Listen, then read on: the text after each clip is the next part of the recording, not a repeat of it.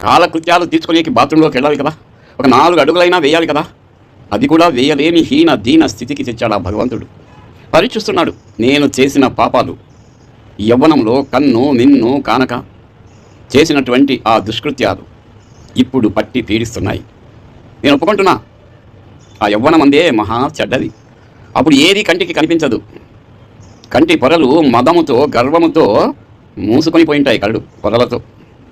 ఇప్పుడు కదా అది తొలగేది. ఇప్పుడు కదా నా చేయి పట్టుకునే వాళ్ళెవరు, నన్ను భుజం మీద కొంచెం ఆసరా ఇచ్చి ముందుకు నడిపించే వాళ్ళెవరు అని ఎదురు చూస్తుంది. చూడాలి. కానీ పిలిచినా పలకని పరిస్థితి, విన్నా విన్నట్లుండేటువంటి పరిస్థితి. శత్రువుకు కూడా ఇలాంటి హీన దీన స్థితి రాకూడదు కానీ నాకు వచ్చింది. అంగీకరిస్తున్నాను, అంగీకరించాలి. మనసు అనేది ఒకటి ఉంది కదా, దాన్ని మోసం చేయలేం కదా.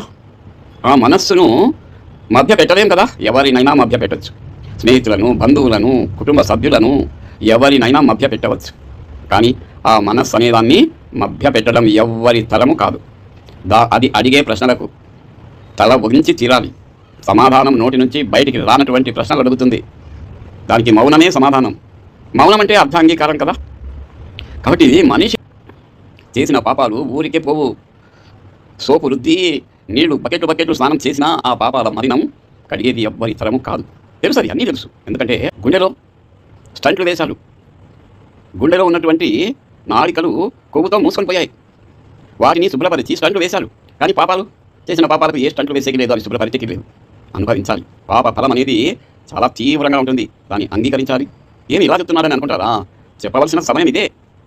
కొంతమందిలో అయినా మార్పు వస్తుందని. కన్ను నిన్ను కానటువంటి సందర్భాల్లో ఇది ఒక హెచ్చరిక, కనువిప్పు కలిగించేటువంటి ఒక హెచ్చరిక, ఒక వార్నింగ్ అంటారే, ఒక డిది. నమస్తే అండి. పెద్దలు వారి యొక్క అనుభవంలో నుంచి వచ్చినటువంటి మాటలు బహు చక్కగా వివరిస్తున్నారు. అవును, మానవుడు జన్మతః పాపి కాబట్టి తాను అనేక ఘోర తప్పిదములు చేస్తూ ఆ కర్మకు లోనవుతూ ఉన్నాడు. అయితే ఈ అతిక్రమములు అనగా ఈ తప్పిదములు చేసినప్పుడు సోపు వేసి రుద్దిన, అనేక నదీ స్నానాలు చేసిన, యజ్ఞయాగాదులు చేసిన అవన్నీ పనికిరావు. కర్మ ఫలితాన్ని అనుభవించక తప్పదు అని మన హిందూ సనాతన ధర్మము నిక్కచ్చిగా తెలియచెప్తుంది. అయితే చిన్న లాజిక్ మిస్ అవుతున్నారు సార్. సనాతన ధర్మం యొక్క శక్తిని ఆశ్రయించని వారు సనాతన ధర్మం యొక్క శక్తిని ఆశ్రయించినటువంటి మేము చెప్తున్నటువంటి ఈ విషయాలను కొద్దిగా ఆలోచించాలని మా విన్నపం. అదేమంటే చేసిన అతిక్రమములకు లేదా పాపములకు కర్మ అనుభవించాల్సిందే అని మీరు చెప్తున్నారు. ఎస్, అంతవరకు బాగానే ఉంది సార్. తప్పక దాని ఫలితం మనం స్వీకరించాలి. అలా స్వీకరిస్తే మన పాపమునకు దోషం క్లియర్ అయినట్టేనా సార్? ఒక్కసారి ఆలోచించండి. ఒకవేళ అలా క్లియర్ అయితే ఇందులో దేవుడు మనకు చేసేటువంటి హెల్ప్ ఏమై ఉన్నది అంటే, మనమే పాపం చేశాము, దానికి వెళ్ళ మనమే చెల్లించుకుంటున్నాము, లెక్క సరిపోయింది. దేవుడు తన సహాయం ఎట్లాగా అనుగ్రహిస్తున్నాడు మనిషికి ఈ సమయంలో అని ఒక చిన్న లాజిక్ ఆలోచన చేయాలి.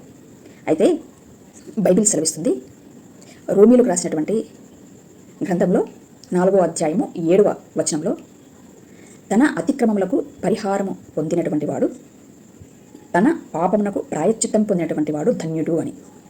ఎంత క్లారిటీ ఉందంటే సార్, అతిక్రమములకు పరిహారము తప్పకుండా చెల్లించాలి. ఇట్టి క్రమంలో, ఇట్టి జీవన విధానంలో కాలం వేసేటువంటి శిక్షకు ఒబే అయి నడుస్తున్నటువంటి జీవన విధానంలో కనికర హృదయము కలిగినటువంటి ప్రయాణంలో ప్రాణము నీరైపోయినప్పుడు దీనినే సంపూర్ణ శరణాగతి అని అంటారు. ప్రాణము నీరైపోయినప్పుడు అనగా ఇక్కడ మన పెద్దాయన చెప్తున్నట్లుగా రోమీలు రాసినటువంటి అధ్యాయము 2వ అధ్యాయము 15వ వచనం ఏం చెప్తుందంటే, అట్టి వారి మనస్సాక్షి కూడా సాక్ష్యమిచ్చుచుండగను, వారి తలంపులు ఒకదాని మీద ఒకటి తప్పు మోపుచు లేక తప్పు లేదని చెప్పుచుండగను, ధర్మశాస్త్ర సారము తమ హృదయముల యందు వ్రాయబడినట్లు చూపుతున్నారు.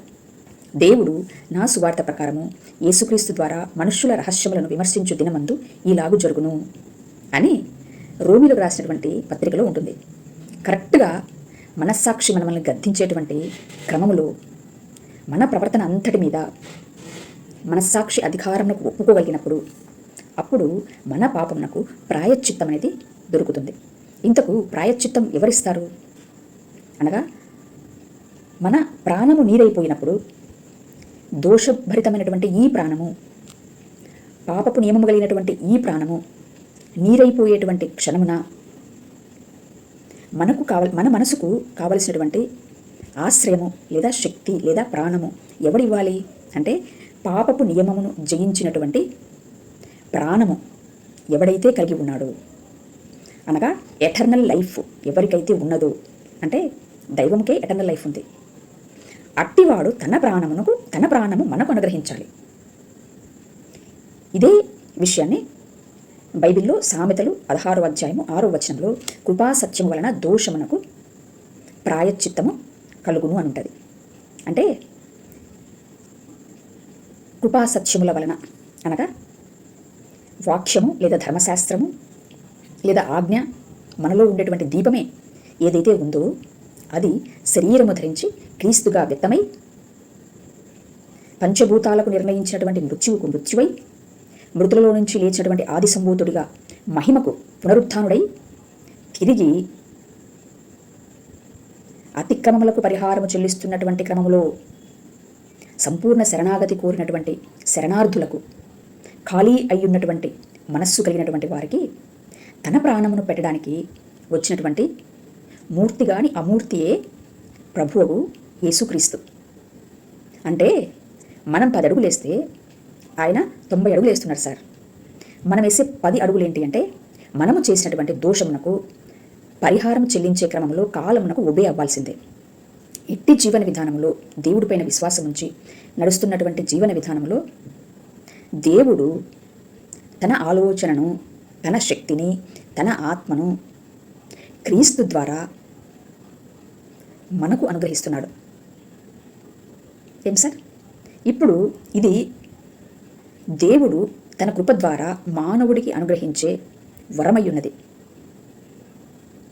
కనుక కర్మ అనుభవించాల్సిందే అనే దగ్గర మాత్రమే ఆగిపోకుండా, కర్మను అనుభవిస్తున్నటువంటి క్రమంలో దేవుడు నాకు ఏ విధంగా తన హస్తమును అనుగ్రహిస్తున్నాడు, దేవుని యొక్క హస్తము క్రీస్తే సుమా, ఈ విధమైనటువంటి లాజిక్ అనేది మీ లోపల అప్డేట్ అవ్వాలా అని మా మనవి సార్. ఎందుకంటే ఈనాటి మానవుడు అనేక విషయాలలో అప్డేట్ అవుతున్నాడు, కానీ ఒక్క దైవీ భక్తి విషయంలో మాత్రం ఇంకా ఎక్కడో చిక్కుకొని పోయి ఉన్నాడు అని మా ఆవేదన అయ్యింది సార్. దయచేసి ఒకసారి సనాతన ధర్మం యొక్క శక్తిని ఆశ్రయించండి. సనాతన ధర్మము అనగా నాశనమే లేనటువంటి ధర్మమును కలిగి ఉన్నటువంటి పురుషుడే సనాతన ధర్మము. నాశనమే లేనటువంటి వాడు ఎవడు సార్? అనగా మహిమ దేహమును కలిగి ఉన్నటువంటి వాడు ఎవడు సార్? అనగా మట్టికి నిర్ణయించినటువంటి మృత్యువును జయించి మృత్యువుకు మృత్యువై మృతులలో నుంచి లేచినటువంటి ఆది సంభూతుడు ఎవడు సార్? భగవద్గీత అంతా ఏ పురుషుడు గురించి ప్రవచన రూపకంగా చెప్తుంది సార్? ఒక్కసారి అసూయ లేకుండా ఆలోచించగలరని మా మనవి. Thank you. నమస్తే.